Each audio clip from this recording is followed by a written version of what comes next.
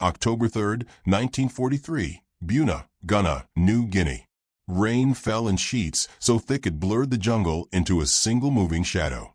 The air smelled of rot, gun oil, and salt carried inland from the open sea. Somewhere in the darkness, insects screamed without pause. Somewhere closer, steel was already dying. Bolts seized. Springs softened. Rifles that had crossed oceans to reach this front line were being undone by water. In a shallow fighting pit along the Buuna track, an American infantryman worked the bolt of his rifle. It slid forward without hesitation. No grit, no drag, just motion. He did not know it then, but nothing about the weapon in his hands should have been possible. If hidden stories like this matter to you, subscribe to WW2 Frontline Legends and tell us where you are watching from around the world. Because this is where the official record begins to break apart. 2 months earlier, on the opposite side of the world, the rifle had never made it past a steel inspection table. The testing room was clean, bright, and unforgiving. White walls, steel floors, no shadows. Army inspectors moved down the line with clipboards and practiced indifference, lifting prototypes, cycling actions, checking serial plates. Most rifles lived or died in this room in under 5 minutes. This one lasted less than 2. The first warning came from the corrosion test report. Salt exposure, humidity chamber, acid vapor. The rifle had endured all of it without visible oxidation. That alone was unusual. Nothing in mass production resisted tropical corrosion completely. The second warning came from the internal steel analysis. The alloy profile did not match any approved weapons standard in the Army catalog. Nickel content was too high. Trace elements appeared in ratios no ordnance engineer would sign off on. An inspector cycled the bolt again, slower this time. It moved too smoothly. Another shook his head. One officer muttered that it looked less like a battlefield tool and more like a laboratory mistake. The verdict followed immediately. Banned. The tag was snapped onto the trigger guard. Red ink across the receiver card. Locked for dismantling. Scheduled for metallurgical breakdown within the week. Another failed idea destined for scrap. Across the room, behind a glass partition smudged with fingerprints and steam, the metallurgist watched the process in silence. He had not slept properly in weeks. His coat smelled faintly of solvents and burned carbon. 2 years of work ended in under 100 seconds. He had never intended to create a weapon. At least not in the beginning. What he wanted was a solution to rust. The Pacific was swallowing steel at a rate no supply chain could keep up with. Barrels pitted in weeks. Springs weakened overnight. Entire shipments of spare parts arrived already compromised from ocean air. Command wanted durability. They wanted endurance. They wanted something that would not die in water. So he had begun to experiment. Privately, quietly, illegally. He worked in trace elements most engineers avoided. Rare metals that complicated production and confused failure analysis. He combined lattice structures no textbook recommended. The alloy did not behave like steel. It absorbed stress differently. It redistributed friction along grain paths that should not have existed. During early trials, it refused to scar under conditions that should have torn apart. Technicians began to whisper. They called it the forbidden metal. Not because it was classified. It was not. Not yet. They called it forbidden because it behaved in ways that violated every rule they had been taught. When the first moving assemblies were built from it, the results were unsettling. Cycling fatigue test showed were levels so low that the instruments had to be recalibrated twice. The parts were not just resisting corrosion. They were aging differently. That was when command had quietly stepped in. The project was folded into a black cell of experimental metallurgy. Funding was rerouted. Documentation was restricted. And, eventually, a single test rifle was assembled for live inspection. The one now tagged for destruction. The metallurgist understood why the inspectors had panicked. Military procurement demanded predictability above all else. Steel that did not behave like steel was a logistical nightmare. If it failed in some unknown way in combat, Entire units could die before anyone understood what had happened. He also understood something else. If it did not fail, it would rewrite everything. The ban was not cruel. It was rational. That was what made it unbearable. He did not argue. He did not protest. He signed the release forms with steady hands and walked out into the autumn air as if nothing had happened. Inside, the work of his life had just been declared too dangerous to exist. 3 weeks later, the rifle vanished. No transfer order was logged. No requisition request passed through ordnance channels. No testing shipment was scheduled. Yet when the dismantling team arrived to break it down, the case was empty. The lock was intact. The tag still hung from the trigger guard hook.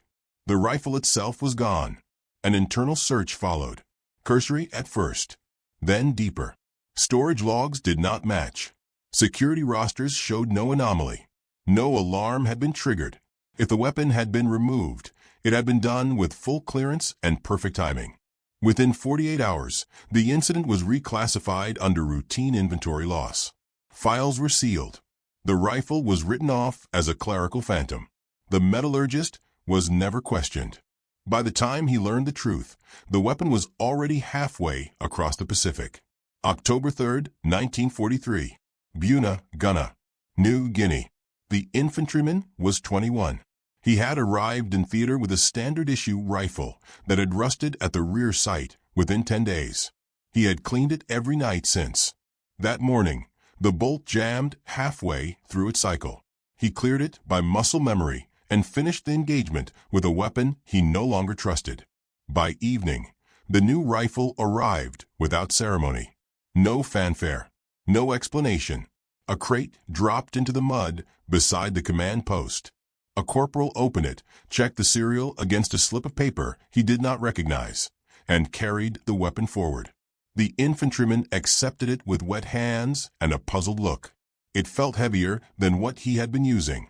The bolt moved strangely, smooth in a way that made his grip hesitate. The metal almost seemed warm, though the rain had chilled everything else. He asked where it came from.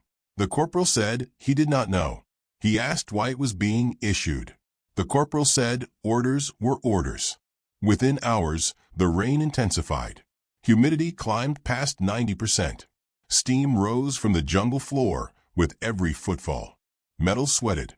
Canvas sagged. Radio contacts crackled and failed. Rifles that had functioned at dawn began to lock solid by nightfall. The unseen enemy here was not the Japanese. It was the climate. Enemy patrols moved with confidence under cover of weather. They had learned the pattern. The Americans would fire in bursts until their weapons failed. Then the jungle would close in. This was how Buuna had been fought for weeks. That night, something changed. At the edge of a flooded ravine, an enemy patrol entered a clearing where they had passed unchallenged 3 times before. They moved with the same caution, the same spacing, the same assumption of timing. The first man fell without sound. Then the second. By the time the patrol stumbled back into the tree line, only one remained standing. No report reached command. No flare was fired. No alarm was raised. And the rifle at the ravine never jammed. Through the night, the infantryman fired in controlled cycles. Rain ran across the receiver. Mud splashed against the action. Steam curled from the barrel into the dark. The bolt moved every time. Somewhere inland, another patrol entered another clearing and did not return. By morning, 3 positions once contested by regular harassment fell silent. Command attributed it to weather. Communication breakdowns. Enemy regrouping. The explanation moved up the chain and was accepted without challenge. By noon, the rain grew even heavier. By afternoon, other rifles began to fail again. By evening, the unusual pattern could no longer be ignored. Patrols were disappearing only in one sector. The infantryman did not know how many he had killed. He counted magazine loads. He counted minutes between contact. He did not count bodies. That was not his job. He only knew the rifle had not failed once. That night, by the light of a shielded lantern, he wiped the receiver out of habit. No rust came off on the cloth. By the following morning, the sector commander ordered a forward sweep. They found no Japanese dead in the first clearing. They found no weapons, no blood, only disturbed earth and drag marks vanishing into the jungle. It was as if the enemy had been swallowed whole. Elsewhere along the line, rifles were freezing mid-cycle. Springs cracked under accelerated corrosion. Men were forced to swap weapons in the dark as contact broke and returned without warning. Here, only one rifle continued without interruption. By the second night, the infantryman's shoulders trembled from recoil fatigue. His eyes burned. His hands ached from constant moisture exposure. He wiped the bolt again. Still nothing. From higher command, a quiet realization began to form. Something about this pocket of the front did not align with the rest. Casualty patterns were inverted. Engagement durations were shorter. Enemy movement had altered course, as if avoiding an unseen obstruction. The rifle itself was not mentioned in reports. It was referred to only as anomalous weapons performance. Back in the United States, the metallurgist was informed of a reassignment. No explanation was given. His laboratory access was revoked. His notes were archived under limited clearance. He packed his tools in silence. He would learn months later that his rifle had never been stolen. It had been released deliberately. A test officer had overridden the ban without authorization. A calculated gamble buried beneath layers of plausible deniability. If the rifle failed, the paperwork would dissolve into routine field loss. If it succeeded, the war would quietly inherit a technology no enemy could decipher. Here, in the Buuna swamp, the rifle continued to function. For 48 hours. Through one broken rain. Through total humidity saturation. Through conditions that destroyed every weapon around it. Enemy patrols adapted too slowly. They underestimated the anomaly. They advanced into kill zones that no longer existed. When they finally altered their routes, the terrain had already turned against them. By the time command realized something fundamental had changed in that sector, the balance had already shifted. The official after-action report credited unusual marksmanship and favorable terrain. The rifle was not mentioned, and the metallurgist who had created it remained unaware that his forbidden alloy had just passed its only real battlefield trial. What he did not yet know was that the rifle would not come back the same. And what command did not yet understand was that steel itself had just evolved under fire. The rain did not stop. It thickened. It pressed down like a second sky. Water pooled in trenches. Sweat never evaporated. Every piece of steel on the line was an open rebellion against the men who carried it. Weapons that had survived training ranges and parade grounds were being dismantled molecule by heat, salt, and decay. The rifle in the ravine kept moving. For 48 hours, the infantryman did not sleep. He shifted position only when ordered. He drank rain from his helmet when his canteen emptied. He fired when movement broke the leaves and waited when the jungle breathed still. The bolt never failed him. Each pull of the trigger returned the same mechanical promise. No hesitation. No stutter. No slowing. Night fell again on the second day. Enemy movement resumed cautiously now. The earlier confidence was gone. Shapes moved at wider intervals. Fire came in probing bursts instead of committed rushes. They were testing the darkness, searching for the thing that had erased their patrols. They did not find it in time. By the end of the 48th hour, the infantryman sector was silent in a way no combat zone ever truly was. Not absence of sound, absence of intent. The enemy had pulled back without announcing it. Trails that had been used nightly for weeks were suddenly empty. The jungle reclaimed its rhythm. Command finally sent a full sweep. They expected resistance. They found nothing. No bodies. No blood trails. No broken weapons. Only abandoned fighting positions with all the marks of hasty retreat. And in one waterlogged pit overlooking a flooded ravine, they found the infantryman and his rifle. He was alive, exhausted, half delirious from dehydration and adrenaline debt. His hands were swollen. His eyes were rimmed red. He could barely remember the last time he had blinked without lifting the weapon from his shoulder. The rifle lay across his knees, still operational. It took 3 men to convince him to release it. When the weapon was finally carried back toward command, nothing about it appeared outwardly extraordinary. No markings, no experimental stamp, no visible corrosion despite full immersion exposure that would have destroyed standard receivers. Only one thing unsettled the armorer who first examined it. The internal mechanisms looked new. Not cleaned, not refurbished. New. The rifle was flown out under sealed order before dawn. The infantryman was reassigned within the week. He never saw the weapon again. In the field hospital at Port Moresby, he was asked 3 times to describe the rifle. Each time, he said the same thing. It just never jammed.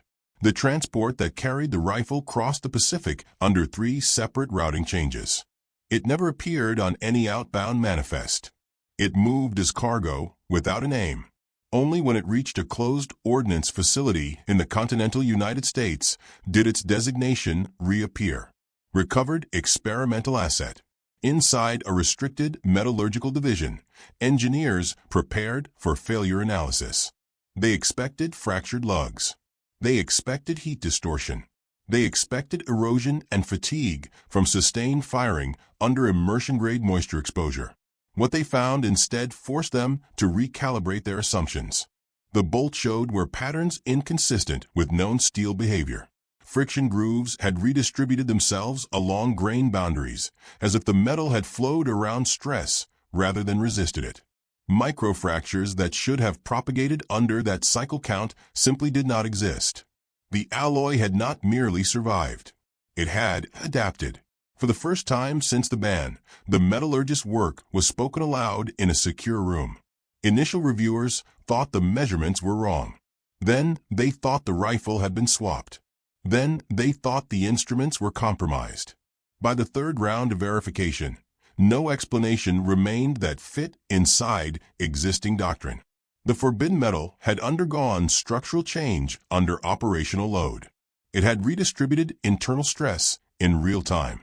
It had reduced fatigue instead of accumulating it. Steel was not supposed to do that.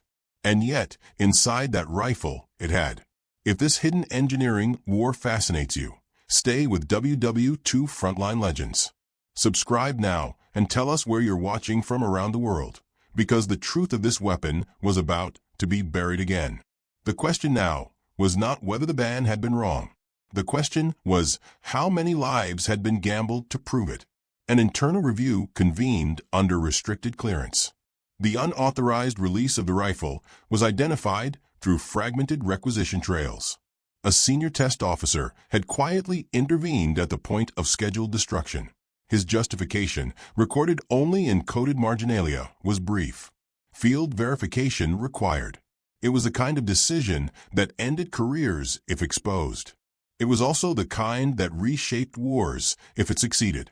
He had released the rifle, knowing the command structure would never admit the condition of a test. If the weapon failed catastrophically, the infantryman in New Guinea would be listed as a routine casualty of jungle warfare. If it succeeded, no one would be forced to acknowledge the rules it violated. The weapon succeeded, and the system responded not with promotion, but with erasure. Within weeks of the rifle's recovery, the test officer's personnel file showed an administrative transfer. 2 months after that, his name no longer appeared on any rosters associated with weapons development. Within 6, his digital clearance footprint vanished entirely. No court-martial was recorded. No commendation was filed. He simply stopped existing in the paperwork. At the same time, the metallurgist received his own notice. Reassignment. No explanation. No access continued. His laboratory was sealed. His notebooks were divided into separate archives under different departments. No single facility retained the full formula. Even his original alloy synthesis parameters were fragmented across unrelated material research programs. The message was unmistakable. Whatever had happened in New Guinea would not be allowed to happen again without full institutional control. What they could not undo was the fact that the forbidden metal had proven itself under fire.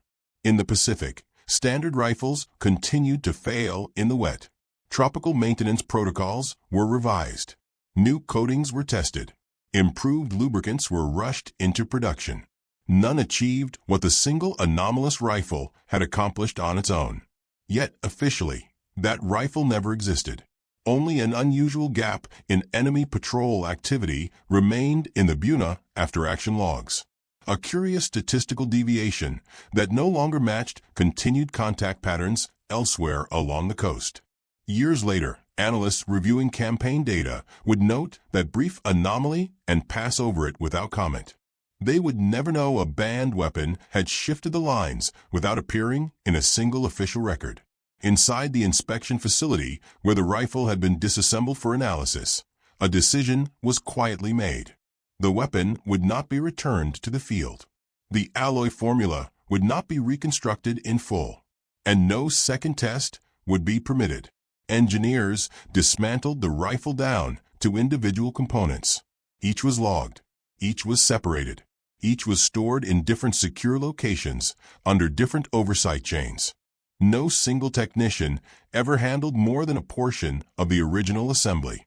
The forbidden metal would never again exist as a complete system. Not officially. If stories like this remind you that wars are often decided by what never appears in the history books, subscribe to WW2 Frontline Legends and let us know where you're watching from. Somewhere between classified reviews and silent transfers, the infantryman returned to ordinary service. He fought with standard weapons for the rest of the campaign. He survived. He spoke little about the rifle after the war. When asked years later what made that battle different, he paused for a long time before answering. It felt like the jungle stopped fighting back. He never learned what had been inside the steel. Back in the research corridors of the United States, the metallurgist was moved from project to project without explanation. His access ceiling was lowered.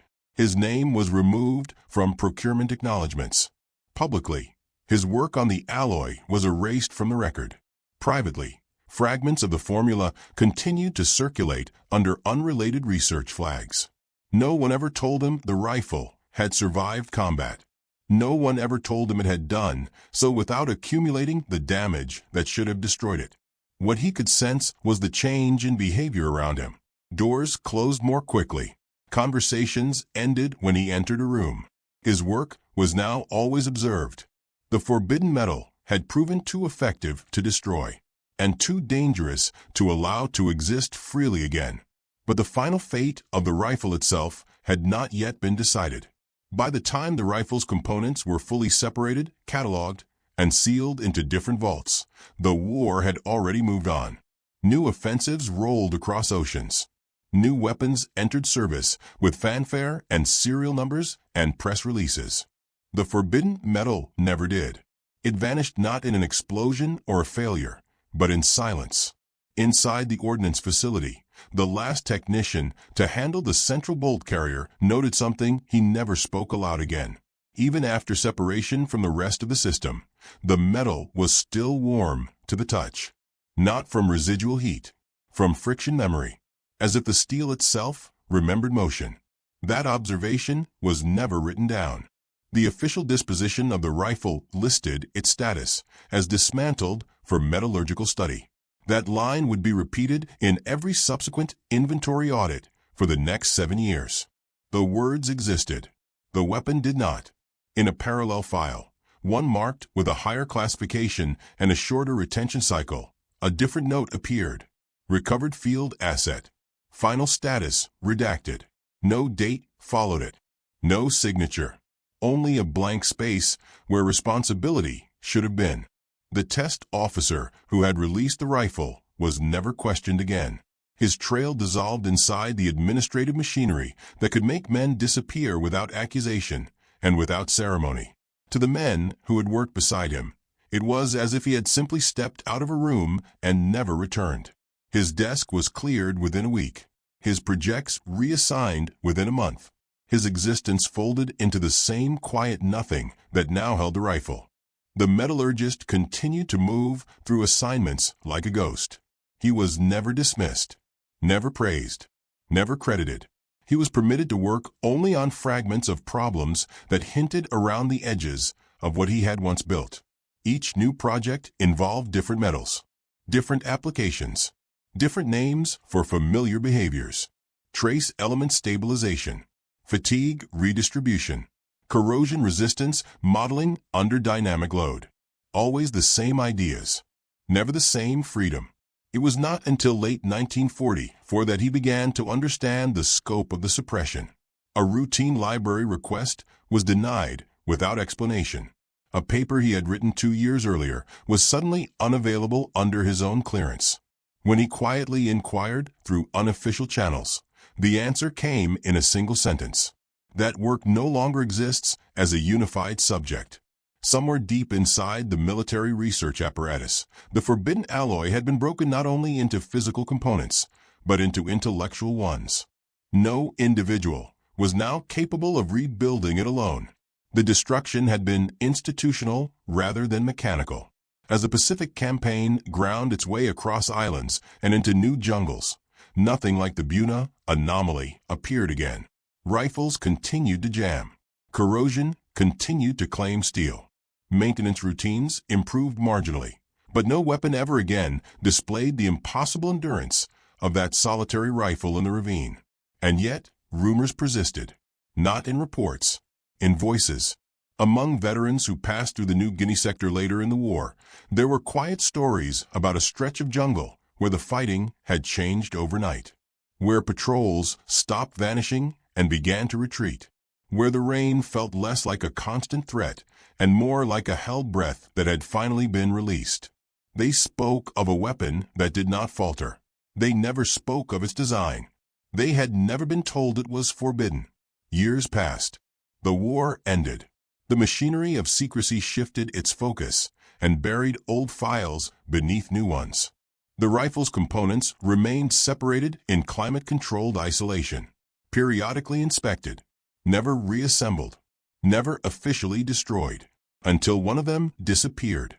It was discovered during a routine vault audit in early 1951, a deviation no larger than a missing serial stamp at first. A discrepancy between a physical count and a decades-old entry.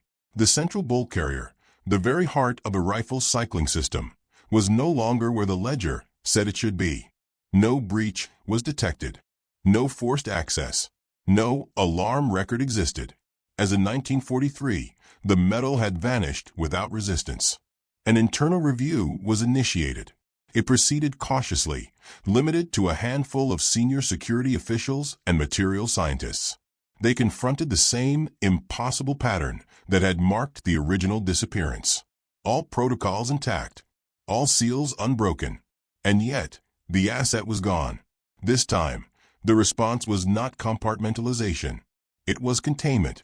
All remaining components of the rifle were quietly relocated under a new classification that superseded the original.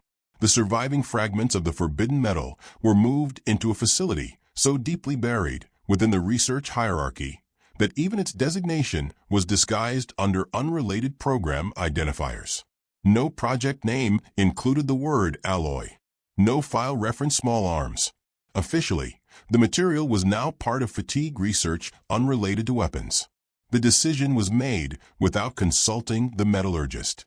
He learned of it only when his long-dormant requests for corrosion behavior datasets were abruptly approved, then just as abruptly terminated again without explanation. The data had been rerouted. He was no longer even permitted to know where. At 80 pages into a new fatigue study, he recognized his own work in the numbers. Only the headings had been changed. For the first time since the original ban, he realized the system had not abandoned the forbidden metal at all. It had absorbed it, broken it apart, and hidden it inside other research where nobody could see its true nature.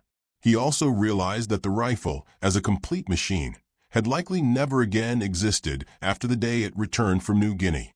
The moment it had been proven, it had become too dangerous to be allowed whole. As the early Cold War unfolded, new weapons emerged that bore quiet similarities to none of their predecessors. Coatings that resisted rust far beyond expectation.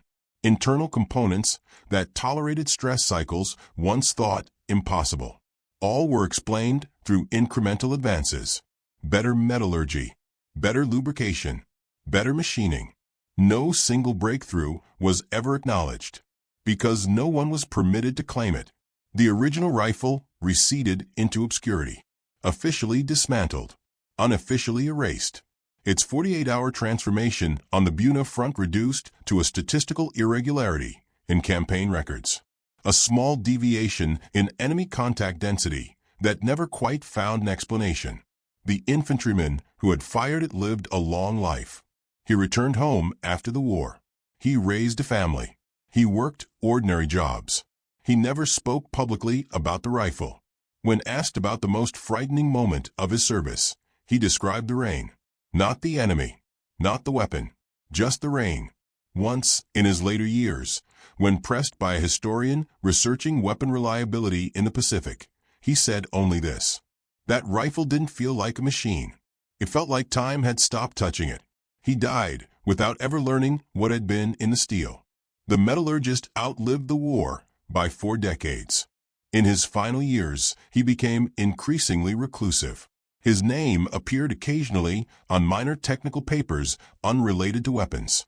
His early work on corrosion resistance was cited without attribution to its most radical findings. The forbidden metal as a concept faded into academic footnotes. On a winter afternoon late in his life, he received a sealed envelope without return address. Inside was a single photograph, grainy, black and white, a disassembled rifle laid out on a steel table. The image had been taken before the original ban. On the reverse side, written in unfamiliar hand, were 2 words: "It worked." He never learned who sent it. He never learned where the rifle had ultimately gone. The message was both revelation and warning, proof that his creation had survived, and evidence that someone somewhere still remembered what the system had tried to forget. What became of the last missing component, the vanished bolt carrier, remains unknown. Some believe it was quietly destroyed to ensure no reconstruction could ever occur. Others suspect it was evaluated under a new program name in a facility so classified that even its existence remains officially denied. There is no ledger that shows its final destination. There is no document that confirms its destruction. There is no record that closes its file. Only the echo of a weapon that functioned when no other would. Only the footprint of an alloy that refused to obey the known rules of steel. Only the memory of a rainy ravine in New Guinea where, for 48 hours, metal outperformed doctrine, and a single unauthorized decision quietly altered the balance of a battlefield without ever earning a footnote in history. The forbidden alloy passed its only real test in silence. What it became afterward remains buried deeper than any archive. If stories like this remind you that the most powerful moments of war often exist outside the official record, subscribe to WW2 Frontline Legends and tell us where you're watching from around the world. History lives on when its hidden chapters are spoken.